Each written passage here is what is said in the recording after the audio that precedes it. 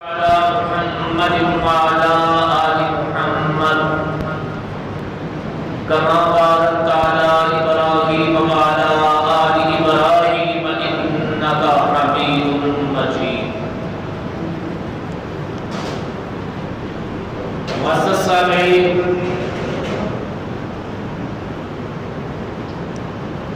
ماہ ذو الحج ان قریب اس کا چاند نظر آنے والا ہے. قربانی، حج بیت اللہ، عشرہ ذو الحج، یہ تمام مضامین ان دنوں میں منبر و محراب کا عنوان بنتے ہیں.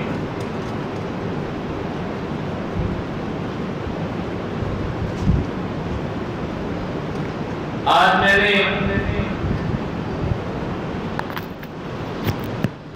جس عنوان پہ اظہار خیال کرنا ہے،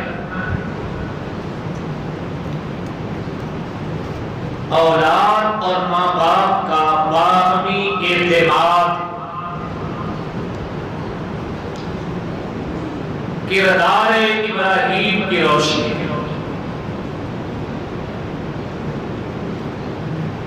حضرت ابراہیم اور اسماعیل علیہ السلام جن کے روشن کردار سے ہم نے حج بیت اللہ لیا، جن کے روشن کردار سے خود ہمیں بیت اللہ ملا، جن کے روشن کردار سے ہمیں قربانی کا عمل ملا، جن کے روشن کردار سے ہمیں زمزم کا کنواں ملا، جن کے روشن کردار سے ہمیں مقام ابراہیم کے نوافل ملے، جن کے روشن کردار سے ہمیں ارباب اقتدار کے سامنے کلمہ توحید بلند کرنے کا سلیقہ ملا،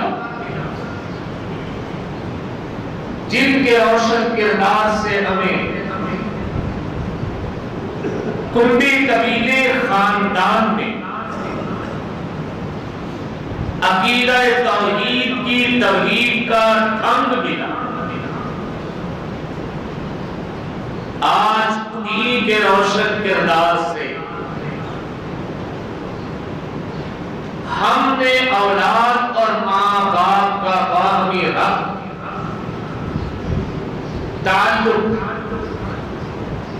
اولاد کا ماں باپ کے سامنے سراپا تسلیم و رضا ہونا، اسے لینا. کیونکہ آج کی ہماری اسمبلیاں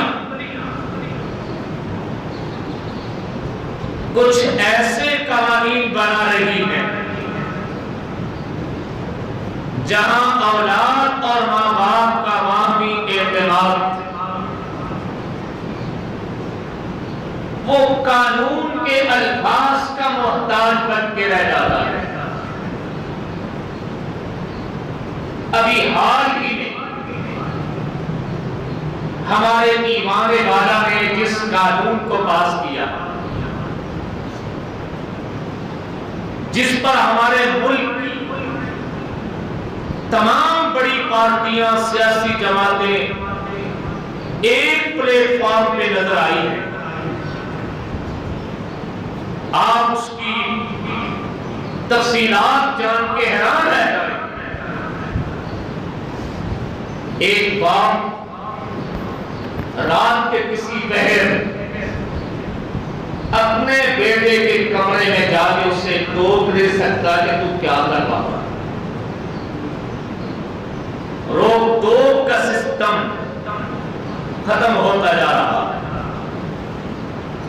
والدین کی غریب اولاد پہ اب ہمیں یہ کونسل سے پوچھنا ہوگی کہ کونسل کتنی اجازت دے گی.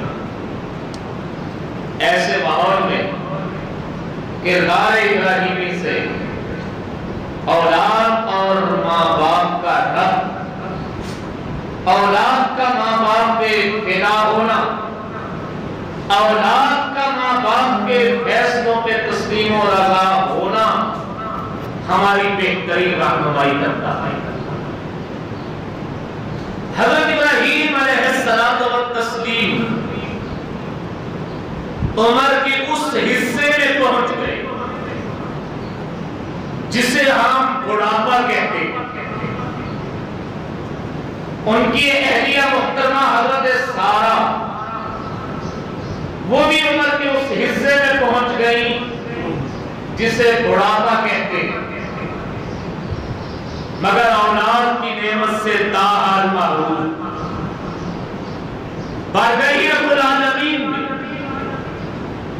جوڑی پھیلا کے عرض کرتے ہیں رب ہب لی من الصالحین، مولا صالح اولاد عطا فرما۔ عجیب خوبصورت سی دعا بھی، رب ہب لی من الصالحین، صرف اولاد نہیں، صالح اولاد۔ رب ہب لی من الصالحین۔ شیخ سعدی شیرازی نے بڑا خوبصورت جملہ بولا اپنی کتاب گلستان میں۔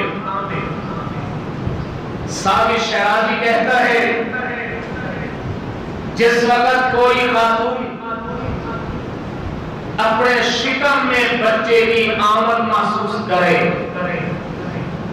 وہ بڑی خوش ہوتی ہے، اس کا شوہر خوش ہوتا ہے، اس خاتون سے وابستہ سارے رشتے خوش ہوتے ہیں کہ یہ عورت ماں بننے والی ہے، اور وہ اسی خوشی میں بدن پہ آنے والی ساری تکلیفوں کو گوارا کرتی ہے۔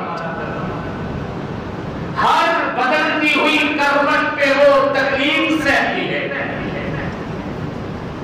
لیکن اگر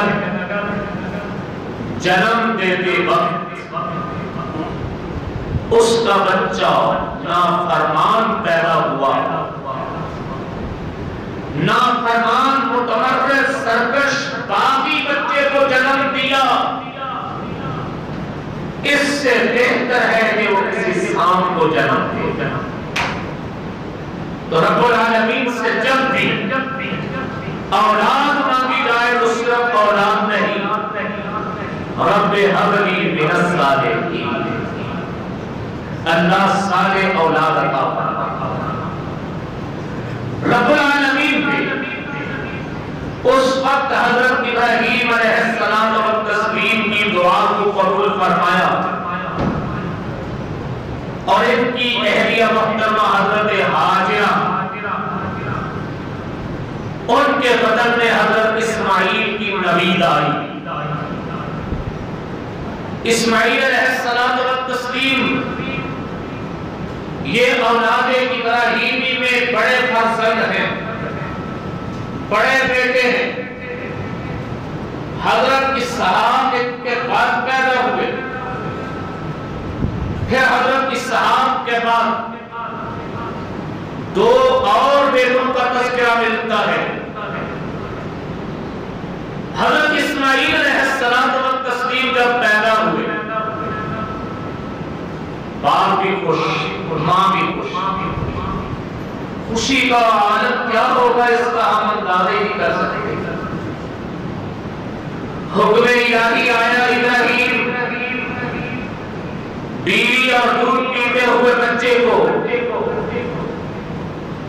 ہمارے حکم کے مطابق فلاں فلاں فلاں علاقہ میں چھوڑ آؤ۔ وہ علاقہ جو اس وقت بے آب و گیا ویرانہ تھا، سنگراخ چٹیل پہاڑ تھے، اور پہاڑ کی سرسبز و شاداب نہیں، خالص پتھر کے سیاہ پہاڑ، جن پہاڑوں کے دامن میں سبزہ نہیں اگتا، جن پہاڑوں کی کوکھ سے پانی کے چشمے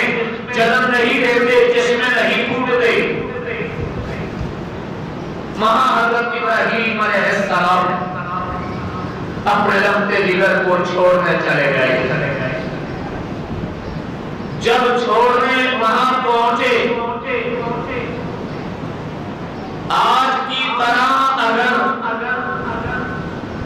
انسانی حقوق کے نام پہ کوئی تنظیمیں ہوتی، یہ مائے ہاتھ میں پکڑ کے ٹکے ٹکے کے بڑھنے والے صحابی جو فوراً ماں باپ کے کردار پہ انگلی اٹھا دیتے ہیں کہ ماں باپ کو اپنی اولاد کے ساتھ ان دائروں میں تعلق رکھنا چاہیے، اور یہ موم بتی مافیا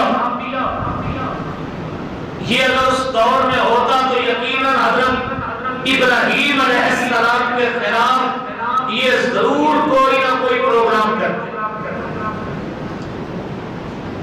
یہ اپنے چینلوں میں بیٹھ کے ابراہیم علیہ السلام و تسلیم کے خلاف ضرور کوئی نہ کوئی حرکت سرائی کرتے. اگر اس دور میں ان کی کوئی یونین ہوتی تو یہ یونین کا جلوس حضرت ابراہیم کے خلاف ضرور نکالتے. مختلف ناموں سے، کبھی تحفظ نسواں کے نام پہ، کبھی چائلڈ بچوں کے نام پہ، مگر حضرت ابراہیم علیہ السلام و تسلیم پہنچے. پانی کی چھاگن بھر کے اہلیہ کے حوالے کی اور اہلیہ سے کہا کہ تم اور یہ شیر خوار بچہ یہاں رہو گے. اس وفا شعار خاتون نے دائیں بائیں نگاہ دوڑائی.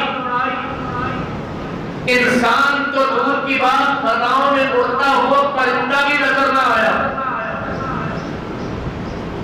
زمین پہ چرنے والا کوئی چرند بھی نظر نہ آیا، اور بلوں میں رہنے والے کوئی حشرات بھی نظر نہ آئے. اتنا پوچھا میں نے سرتاج، یہ کسی بے وفائی کی سزا تو نہیں مل رہی؟ کوئی مجھ سے آپ کی شان میں کوئی کوتاہی ہوئی ہو، کوئی تعدیب کے لیے تو نہیں چھوڑ رہے. کتنی وفا شعار خاتون تھی. اگر خاندانی پس منظر دیکھے حضرت حاجرہ کا، مصر کے بادشاہ کی بیٹی، وہ شہزادی تھی، شہزادی، یا پھر یہ حکم الہی. حضرت ابراہیم علیہ السلام و تسلیم نے رخ اقدس، رخ انور آسمان کی طرف اٹھایا اور اشارہ کیا رب کا حکم ہے. بس پھر حکم الہی کے سامنے سراپا عجز و نیاز، سراپا تسلیم و رضا بن گئی، اور اپنے لبتے جگر اسماعیل کو گور میں بیٹھ گئی پہاڑ کے دامن سے. جب پیاس لگتی چھاگل سے پانی نکالتی پی لیتی، بچے کو بھوک پیاس لگتی اپنی چھاتی سے لگا کے دودھ پلا لیتی. کتنی دیر تک یہ پانی چھاگل میں رہ سکتا تھا، اور کتنی دیر تک اماں حاجرہ کے سینے سے دودھ جاری ہو سکتا تھا. جاری رہنے کو تو رہ سکتا تھا. جو قدرت، جو ذات سنگرام پتھر کے سینے کو چیر کے زمزم کا کنواں جاری کر سکتی ہے، وہ ذات اماں حاجرہ کے سینے سے دودھ کا نہر، دودھ کی نہر کیسے نہیں جاری کر سکتی؟ لیکن دنیا والوں کو بھی کوئی درس دینا. پانی ختم ہو گیا، اپنے لب خشک ہو گئے، بچے کے لب خشک ہو گئے، سینے سے دودھ بچے کے لیے خشک ہو گیا، پانی کی تلاش میں اب مارے مارے کر رہی، کبھی اس پہاڑ پہ کبھی اس پہاڑ پہ، یہ ماں کی ممتا دوڑ رہی ہے، کبھی صفا پہ کبھی مروہ پہ، مروہ سے صفا پہ، کہ دائیں بائیں اطراف میں دیکھوں کہ کہیں کوئی پانی کا چشمہ ہو، کہیں فضاؤں میں اڑتا پرندہ نظر آ جائے، ان پرندوں کے اڑنے سے اندازہ ہو جاتا ہے کہ پانی قریب ہے،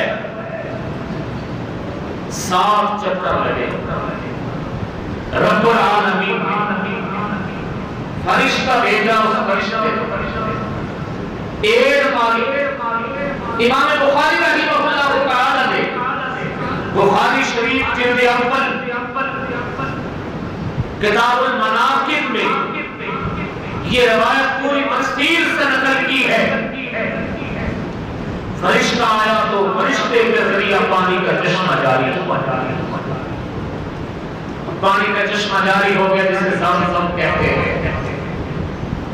اب اگر دیکھیں ہم اپنے ماحول کے مطابق عورت کو جن دنوں میں شوہر کیا لمحہ لمحہ ساتھ چاہیے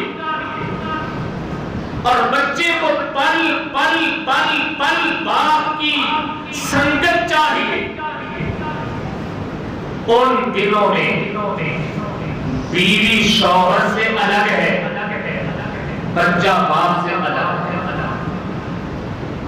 اب اگر بیوی چاہے تو اس بچے کو جو ابھی بات سننے لگا تو ماں کی، بولنے لگا تو ماں سے، باپ کو دیکھا بھی نہیں، شناخت بھی نہیں، باپ کے خلاف ذہن سازی کرنا چاہتی تو کر سکتی تھی کہ نہیں؟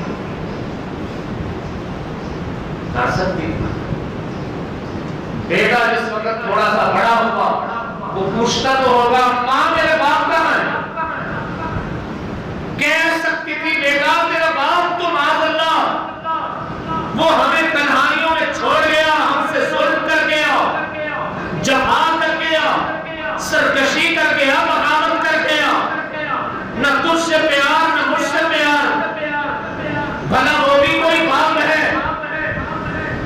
ایک مرغی بھی بچہ جنم جس وقت انڈے میں بیٹھ کے بچہ پیدا ہو جاتا ہے وہ بھی اس کی دیکھ بھال کرتی ہے، اور تیرا باپ ہمیں چھوڑ کے چلا گیا، لیکن ایسا نہیں ہو،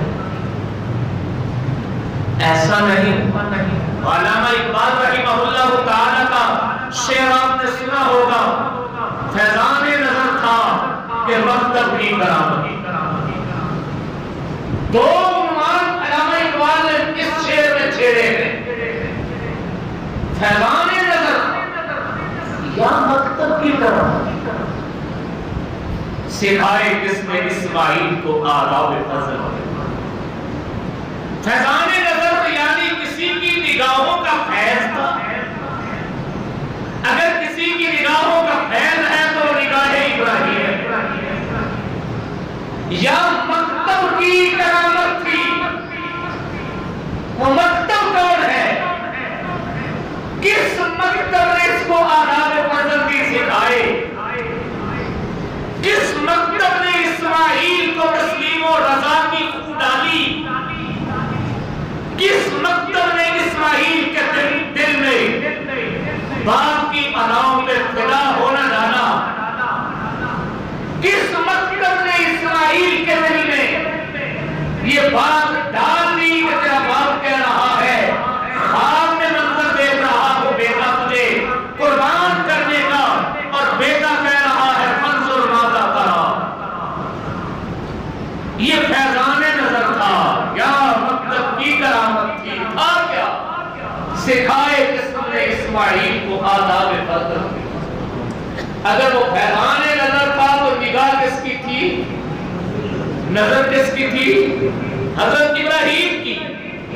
اور اگر وہ مکتب کی کرامت تھی تو وہ مکتب کون تھا؟ حضرت حاجرہ۔ مکتب کون تھا؟ حضرت حاجرہ۔ وہ مکتب تھا حضرت حاجرہ، اماں حاجرہ گود معلوم ہوا اماں کی گود جب مکتب بنتی ہے تو پھر یہ فدا ہونا آسان لگتا ہے. اماں کی گود جب مکتب بنتی ہے بیٹے اسماعیل بنتے ہیں. اماں کی گود جب مکتب بنتی ہے بیٹا امام بخاری بنتا ہے. امام بخاری رحمہ اللہ تعالی پیدا ہوئے تو کچھ عرصہ بعد نابینا ہو گئے. آنکھوں کی بینائی چلی گئی. باپ بچپن میں فوت ہو گیا تھا. اب صرف اور صرف ماں کی گود ہے. حضرت ابراہیم علیہ حضرت امام بخاری رحمہ اللہ تعالی نابینا ہو گئے.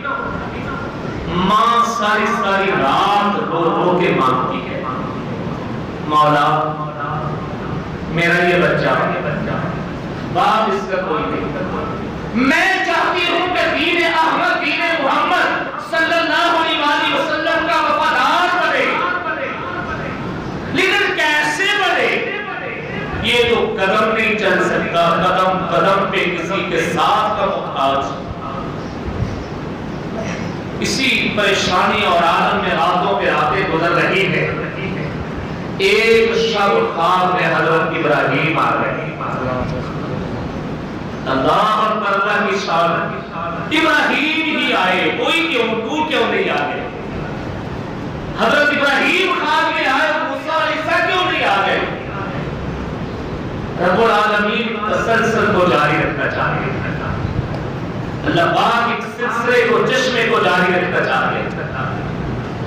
کل کلام حضرت ابراہیم دیکھ چکے تھے مکتب کتنا محترم ہوتا ہے. مکتب کا کردار کتنا اعلیٰ ہوتا ہے.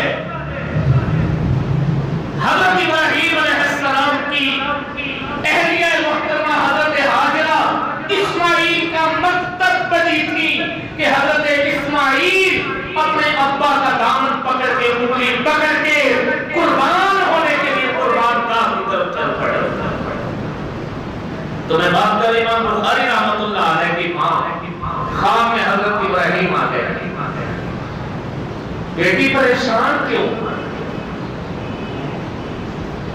تو حضرت ام ابراہیم ام محمد امام محمد اسماعیل کا نام تھا محمد. حضرت امام بخاری کا نام تھا محمد بن اسماعیل. تو ام محمد عرض کرنے لگی آپ جد الانبیاء ہیں. ہمارے نبی کے بھی بابا ہیں. ہمارے نبی کے لیے بھی دعا آپ نہیں مانگی تھی. امت کے لیے بھی دعا آپ نہیں مانگی تھی.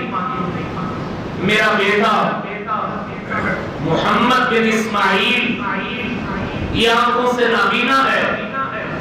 میں چاہتی ہوں دین محمد کا وفادار سپاہی بنے. آپ اس کے لیے دعا کیجئے اس کی بینائی لوٹائے. حضرت ابراہیم علیہ السلام و تسلیم نے خواب میں ہی دعا دی. صبح اٹھی تو امام بخاری کی آنکھیں چمک رہی. یہ بھی مکتب کی کرامت تھی کہ آج کتاب اللہ کے بعد قرآن کریم کے بعد مسلمان جس کتاب کو اصح الکتب کہتے ہیں کہ تمام کی تمام کتابیں جو دینی علوم پہ لکھی گئی ان میں سب سے صحیح ترین کتاب بخاری شریف. یہ کس کی کرامت ہے؟ مکتب کی کرامت. یہ مکتب تھا حضرت امام بخاری کی اماں امام بخاری کی والدہ محترمہ. تو میں عرض کر رہا ہوں حضرت اسماعیل اور ان کی والدہ محترمہ اس جنگل بیابان میں ہیں. وہیں پہ حضرت ابراہیم علیہ السلام کا چکر ہے. جس وقت قرآن کریم کے مطابق فلما بلغ معه السعی حضرت اسماعیل دوڑنے کی عمر کو پہنچے. لفظ قرآن کریم میں بولا ہے فلما بلغ معه السعی. ان کے ساتھ دوڑنے کی عمر کو سعی کا لفظ. یہ حاجی حضرات حج پہ جاتے ہیں، وہاں ایک عمل ہے، اسے کیا کہتے ہیں؟ سعی. سعی ایک عمل ہے. یہ سعی کیا ہوتا ہے؟ عام نارمل چلنے کی نسبت تیزی سے چلنا. اس عمل کو سعی کہتے ہیں. ہم اس کا معنی کرتے ہیں دوڑنا. فلما بلغ معه السعي، اس لفظ سعیہ سے اندازہ ہوتا ہے کہ حضرت اسماعیل کی اس وقت عمر کتنی، کیونکہ قرآن پاک نے مشی کا لفظ نہیں بولا. فلما بلغ معه المشي، مشی کہتے ہیں قدموں کے اوپر کھڑے ہو کے چلنے. وہ 2 سال کا بچہ چلنے لگ جاتا ہے لیکن دوڑ نہیں سکتا. سعی کا معنی جو باپ کے کندھے کے ساتھ کندھا ملا کے، شانہ کے ساتھ شانہ ملا کے، خوب ان کی چال کا ساتھ کے ساتھ چال کا ساتھ دے کے چلنے والا ہو. اور وہ عمر تقریباً 10 سال کے بعد. تو حضرت اسماعیل علیہ السلام کی عمر اس وقت 10 سال کے بعد 15 کے قریب اس دوران کی شعور کی عمر. اب اس پورے دورانیہ میں مفسرین کرام فرماتے ہیں جب چھوڑ کے گئے اس وقت سے لے کے اور جب ذبح کرنے جا رہے ہیں، اس پورے دورانیہ میں باپ اور بیٹے کی کسی ملاقات کا تذکرہ نہیں. چھوڑ کے جانے کی عمر کیا ہے؟ دودھ پینے. اور جب ذبح کرنے کے لیے بیٹے کو لے کے آ رہے ہیں قربان گاہ کی طرف، وہ عمر ہے 10 سال کے بعد 13-14 سال کی عمر. یہ بیچ کا جو 10 سال کا گیپ ہے، اس میں باپ اور بیٹے کی ملاقات کا تذکرہ بھی نہیں ہے. اب اس دوران بیٹے کی ذہن میں باپ کے بارے میں کیا آئے ہو؟ صحیح کہا علامہ اقبال نے، حیران نظر تھا کہ مکتب کی طرح. حضرت ابراہیم، آج ہم نے باپ نے بیٹے سے کوئی بات منوانی ہو تو اضافی پیار کرنا پڑتا ہے.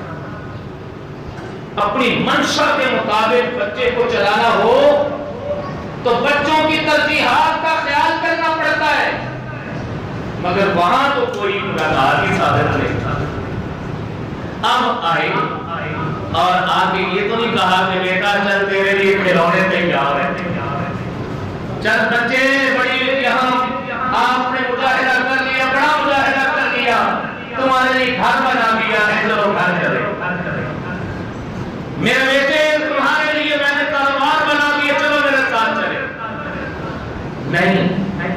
اور اس سے بعد آئی جب بچے کو باپ کے چہرے کی شناخت کی نہ ہو اور باپ نے اپنے بیٹے کو پیار بھی نہ دیا، اس وقت آگے کہا یا بنیا انی ارا فی المنام، اے میرے بیٹے یا بنیا انی ارا فی المنام انی اذبحک فانظر ماذا تری، میں دیکھا ہے، میں نے خواب دیکھا ہے کہ میں تجھے ذبح کر رہا ہوں. فانظر ماذا تری، آپ کی رائے کیا ہے؟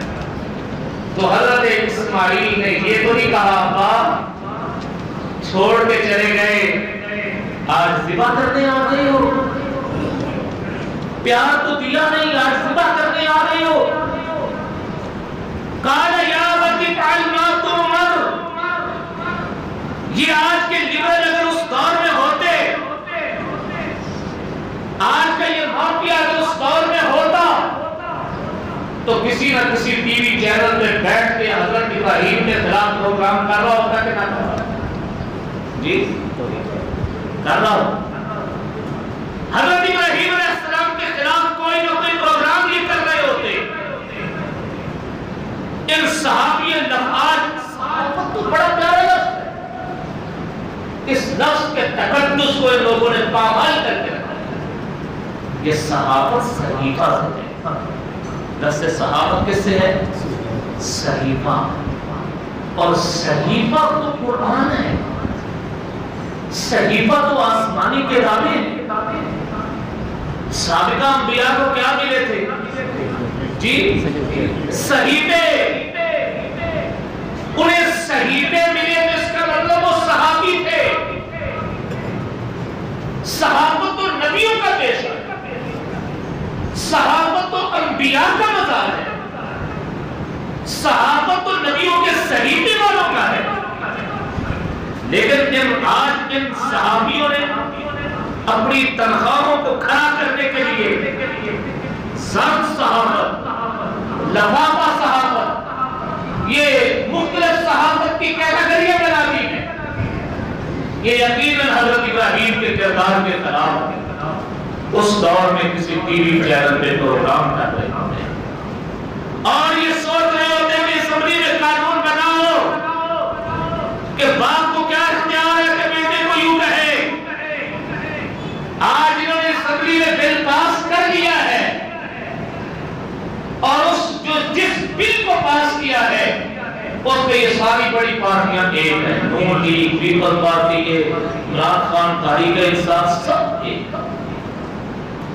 یہ ایک دوسرے کے خلاف وہاں ہوتے ہیں جہاں تختی دوسرے کی لگتی ہے۔ سڑک بڑی ہے، تختی اس کی کیوں لگے؟ میری لگنی چاہیے۔ وہاں ایک دوسرے کے خلاف ہوتے ہیں اور جو پروگرام دین یا دینی تشخص کو مٹانے کے لیے ہو اس کو یہ مٹانے کے لیے ایک ہو۔ تو میں عرض کر رہا ہوں حضرت ابراہیم علیہ السلام اور اسماعیل کے کردار نے ہمیں بتا دیا باپ اور بیٹے پہ کتنا حق ہوتا ہے۔ باپ اپنے بیٹوں کو کیا کہہ سکتا ہے، کس حد تک کہہ سکتا ہے۔ حضرت ابراہیم علیہ السلام کو پتا تھا کہ چھری نہیں چلے جی؟ پتا ہوتا تو پھر قربانی بنتی، پتا ہوتا تو امتحان بنتا، پتا ہوتا تو امتحان ہی نہ ہوتا، پتا ہوتا تو قربانی ہی نہ ہوتی۔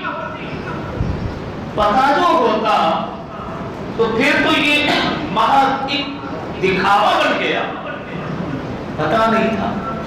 وہ تو یہ مانتے تھے کہ میں چھری چلاؤں گا اور چھری چل جائے گی۔ حضرت اسماعیل کو پتا تھا کہ چھری نہیں چلے گی۔ اگر پتا ہوتا تو پھر اسماعیل کو ذبیح کیسے کہتے؟ آج جو حضرت اسماعیل کو ذبیح اللہ کہتے، تو باپ کے حکم پر بیٹا قربان ہونے کے لیے تیار بتا دیا۔